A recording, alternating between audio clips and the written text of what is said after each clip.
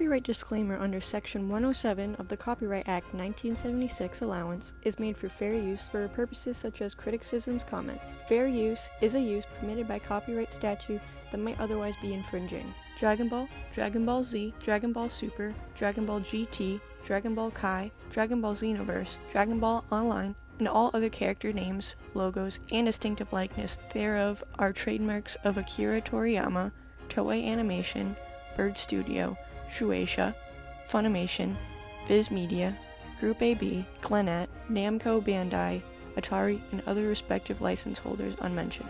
This video was not prepared, licensed, or endorsed by any entity involved in creating or producing the Dragon Ball series. It is an independent, unofficial work made by a fan, for fans, that has no connection to the official license holder and is created within fair use guidelines. Please enjoy the video.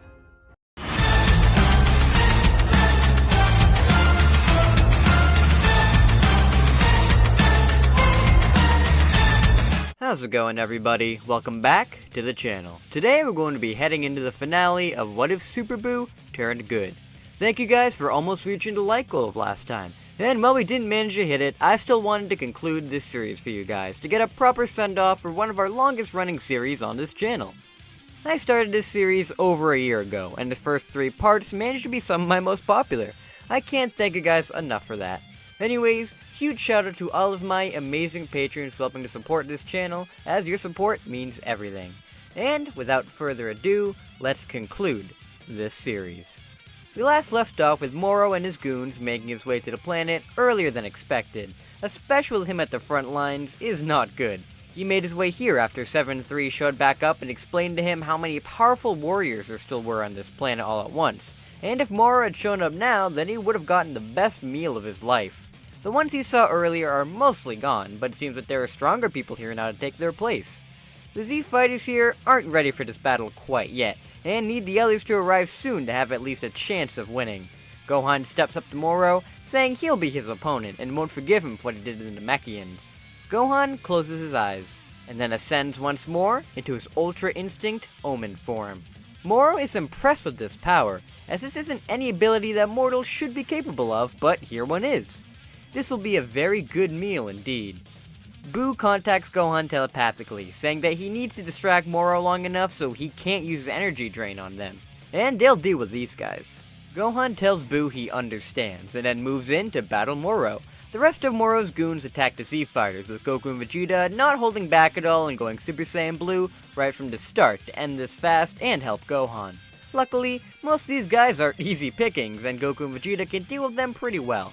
But it's 7-3 that's going to be the hardest one to go up against. Buu and Black both go after him, and unfortunately 7-3 is used to Buu's attack patterns now, after being absorbed in him, and is able to move around his attacks and strike him where it hurts.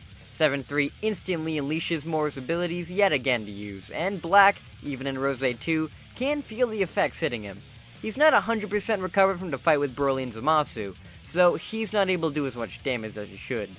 Buu once again goes for the absorption on him, but 7-3 knows by now not to mess with it, and quickly opens a portal to send a blob of Buu off to another planet.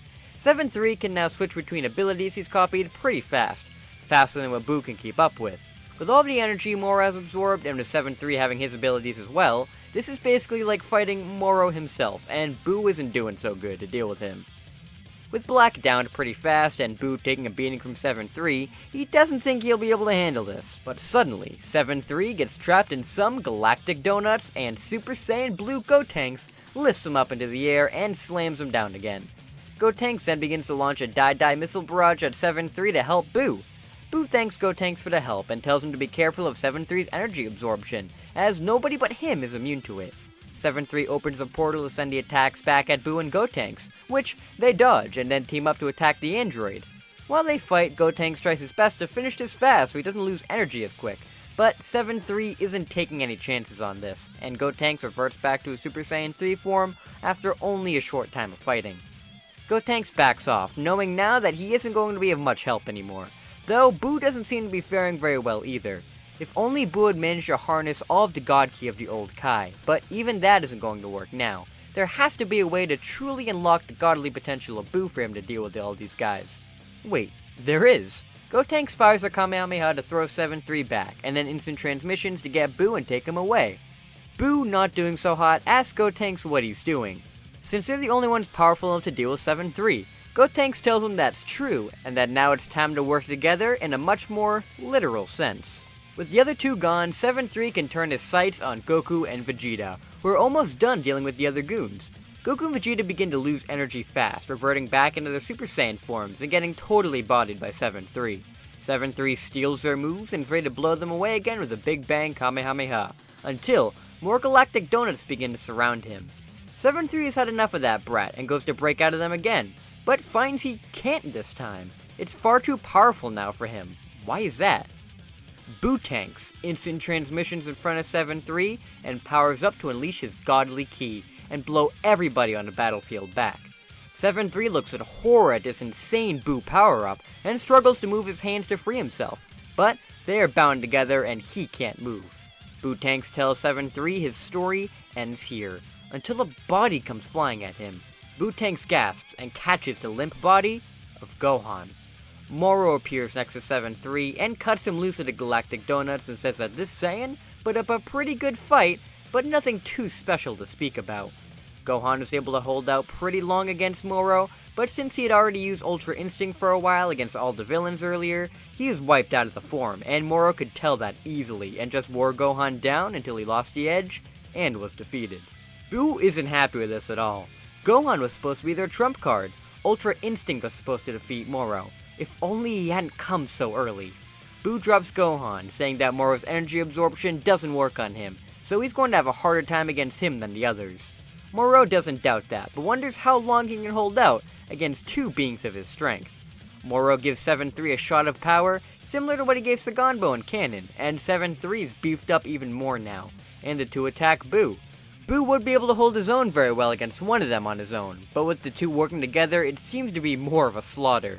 Gotenks' techniques help, and with God Ki, Buu is able to do a lot of damage to 7-3, but Moro defends him a great deal, and dishes back out attacks far stronger than what Buu can handle. Buu is beaten silly by the two, and can't even get any help, since Moro is still taking energy from the other Z fighters on the battlefield. Goku and Vegeta can't even go Super Saiyan anymore, and if they fuse into Gogeta, the fusion would most likely fail instantly due to all the energy leaving their bodies. Buu is their only hope, and he's not absorbing anybody else now that Moro and 7-3 knows that's where all he gets his power. Buu keeps trying, however, and gets some more good licks in on 7-3 until the worst of the worst happens. Gotenks defuses inside of Buu, and Buu loses the fusion's advantage he had inside of him. Moro says this is just getting sad now, and he's sick and tired of this game. Buu sighs, saying that's true. He's tired of it too. He's tired of all the friends Moro's taken from him all these centuries, and actually, he's not going to take it anymore. Moro asks what he could be talking about. He's never met him before, and certainly not any of his friends. And Buu looks up, his godly ki access from Goten and Trunks, and says maybe this move will refresh his memory. Buu sticks out his hands in a fashion similar to the Grand Supreme Kai, and Moro gasps in realization. With all of the godly ki, and Buu now being in a pure state over having overcome his evil self, he can now use the Kai Kai Motoru, and fires it right at Moro. The blast hits Moro head on, and all of his magic begins to get sealed within him, and all that he has stolen is flown right out of his body. Moro reverts back to his old elderly self and collapses to the ground.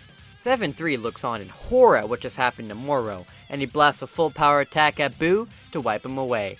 With Moro out of the picture, Goku and Vegeta quickly fuse into Gogeta, and rush 7-3 to get him off of Buu. They weren't able to get their full energy back, however, and can only go Super Saiyan 3 at max, but this is enough to save Buu from being obliterated. 7-3 fights with Gogeta and try and get him off of him, and with this Moro energy ran out, he is actually on the losing side of this battle. Gogeta is weakened from all of the energy taken away, but so is 7-3, and this fight is somewhat even. Well, until 7-3 can grab onto Gogeta to steal his powers. Gogeta is trying his best not to let that happen, and thankfully his long hair is blocking his neck, so 7-3 has a harder time in going to grab it to take his powers. This battle lasts quite a while, with both sides not giving in no matter how much damage they take. Gogeta decides to gamble everything and uses the last of his power into his fist, and flies at 7-3 screaming. 7-3 flies towards him too, and Gogeta yells out, "Dragon Fist," and flies right through 7-3. With all of the power of the Dragon Fist, 7-3 is disintegrated, and the battle seemingly won. Vegeta diffuses back into Goku and Vegeta, falling onto the ground, unconscious. Moro then weakly begins to crawl away, before Black stands over him, saying he's caused him and his new friends a whole lot of pain. The others may want to put him back to jail, but he's not going to allow that. His style is a lot more divine. Black powers up, getting all of the power back that was stolen from him, and with his added anger, Black is able to transcend into Super Saiyan Rose 3. Black then prepares a gigantic Kamehameha and blasts Moro off the face of the planet. Finally, the threat of Moro is over, and life can return to normal. Dende is brought into the battlefield to heal everybody, and Buu is the worst one damaged since he used so much power to seal Moro's magic away, that has made his body unstable. But Goten and Trunks inside of him managed to keep Buu from falling apart with sheer willpower. With Dende healing him, Buu is somewhat back to normal now, and Goten and Trunks leave his body. The Galactic Patrol is called to come and take the other prisoners back to the Galactic Prison, and the threat is gone. Gohan apologizes that he wasn't able to master Ultra Instinct and save the day, but Goku tells him he's done more than enough in his absence, saving the universe all the time. It was nice for him to get the victory in the end, and there's no stopping here. They'll all keep training together to get stronger and stronger. Buu agrees, and he needs to train to the others now and try and regain all of the power he has just lost from using the Kai Kai Motoru. Losing a lot of his magic also doesn't allow him to keep the clothes of the person he's absorbed either for now. Meaning, no more of Zamasu's clothes and something that actually looks a whole lot better now. With the day saved, the Z Fighters along with Super Buu continue to train and defend their homes from any more threats.